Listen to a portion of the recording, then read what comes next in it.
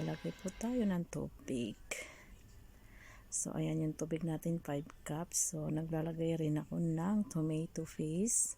So, ayan po, halu-haluin lang natin po yan. Tapos, ilagay natin na yung buong manok. So, papakuluan po natin yan hanggang sa maluto yung manok, guys. So, ayan na po siya.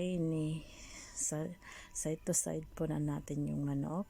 Tapos, ayan po, ilalagay na natin dyan yung bigas. So, ayan po, 5 cups yung bigas po na nilagay ko. Pinakuluan ko lang yan ng after ko pa ibabad pala yan, guys. O, yun, nagkamali na naman tayo, guys. Ayan po. So, ayan, onions na yan. Ilalagay din natin. Yan po. Tawag dyan sa Arabic food po ay yung, yung green na yan, kuspara. Nakalimutan ko English niyan, guys. So, ayan po. Pinaprito pa natin ang manok. Pwede rin natin gawin yan kung wala tayong oven. May oven naman, pero mas ginusto ko pong prituhin siya after nung napakuluan siya doon sa tubig.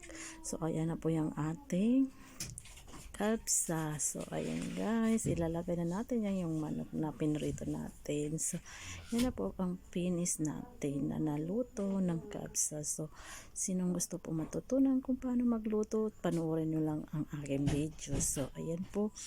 Magkakain na po kami. So, kasi dumating na nga aking asawa. So, ipagpo-prefer na natin siya. Ilalagay na natin sa plating po ang ating nalutong kapsa. So po, ayan na po siya, guys. So, ayan. Napakasarap po, guys.